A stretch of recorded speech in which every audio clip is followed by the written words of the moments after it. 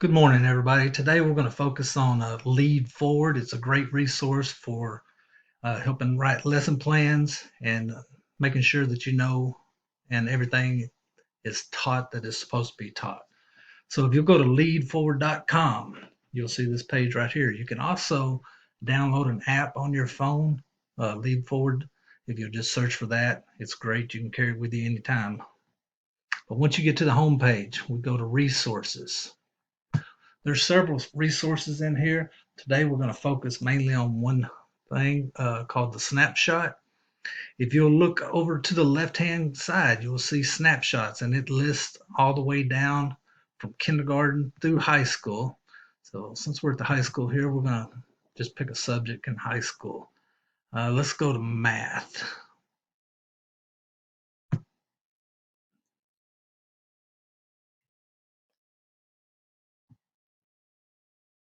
Once you get to the math snapshot, you'll notice that it's this one. It says it breaks it down into algebra 1, algebra 2, and geometry.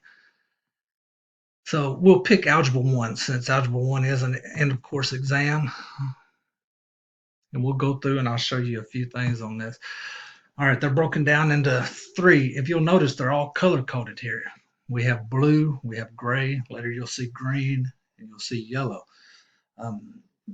The blue at the top, this is our mathematical process standards. All right, here's three things. I guess the snapshot's supposed to answer three questions. It's supposed to be, what are the students supposed to learn? Number two, what are you supposed to teach? And the last one is what will be assessed on the STAR or the end of course exam. So if we look at the blue, we got mathematical process standards. This is just starts off very simple at the top right there. It says mathematical process standards. The student uses mathematical processes to acquire and demonstrate mathematical understanding. Very broad. If you look underneath that just a little bit, you have tools to know and ways to show. An example here, we got apply mathematics to problems arising in everyday life, society, and the workplace. This comes up, example this morning, I was making pancakes. It called for 3 cups of pancake mix. I only had 2.5 cups of pancake mix. I looked over, it said add a certain amount of water. I have, unlimited amount of water, so I could adjust that. I still wanted to make the pancakes, so I just took the 2 cups of water or the 2 cups of pancake mix and the amount of water and did the math to make it work out right. If you get to the gray area, gray is what matters. This is the knowledge and skill statements. For example, right there, linear functions, equations, and inequalities. The student applies the mathematical process standards when using properties of linear functions to write and represent in multiple ways with and without technology, linear equations, inequalities, and systems of equations. This is just what the knowledge and the skills that they will have in that area.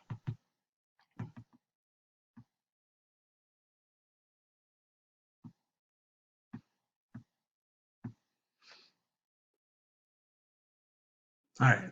Once we get to the readiness standards, readiness is the green. We think of green as grass, it grows.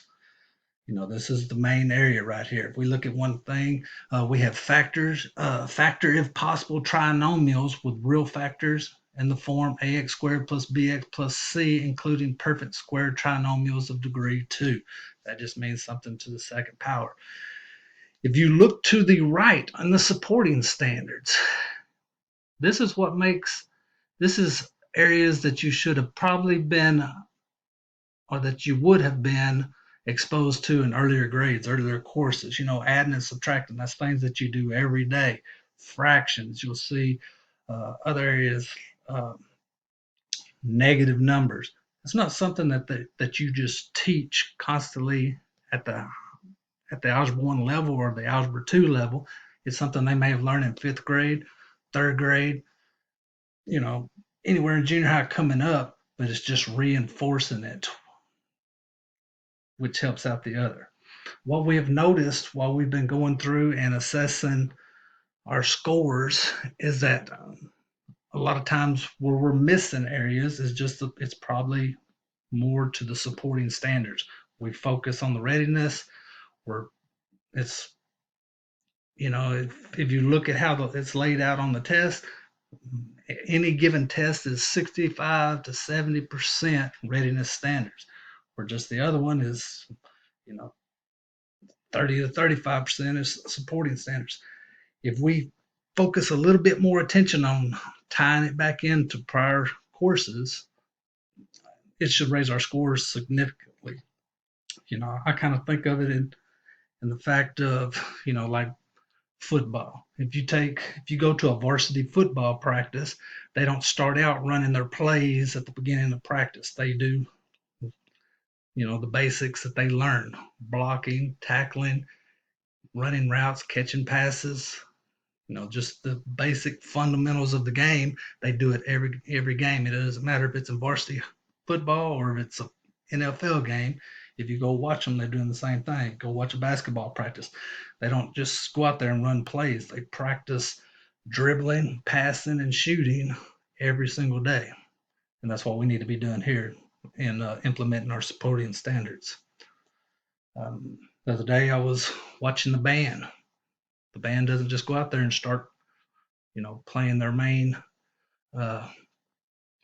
songs that they're going to play that day. They'll start out, they may run through scales, the scale of C, the do, re, mi, fa, sol, la, ti, do, and they'll run through several warm-up drills.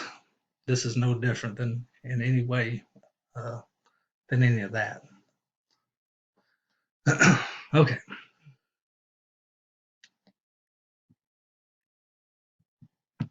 Okay, back to algebra.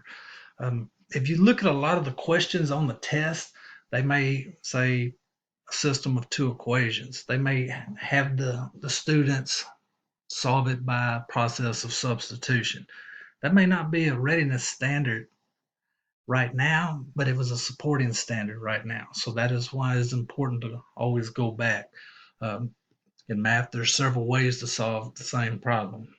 Take the example of system of two equations. You have substitution, elimination. You can solve it on the calculator. Technology is very important in math and in everything that we do in math. We always want to be able to tie in as many processes as possible when we can. So let's look at this area right here where it says star. If you look down below star, it tells you, that gives you a number. Right here it says 11. We look a little lower, we got 12.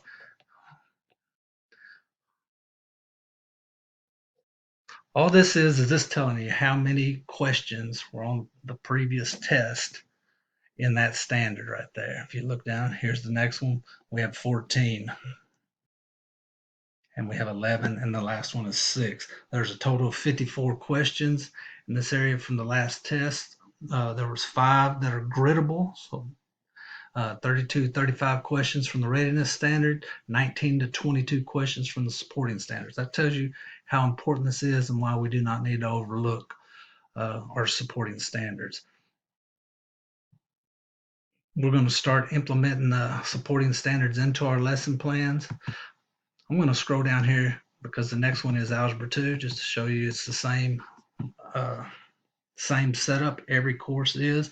It is the blue, which is like the water. We have the gray matters. We have green, that's your crops. And you have yellow, that's your sunlight. You got to have the sunlight for your grass to grow, and the water always runs through it. So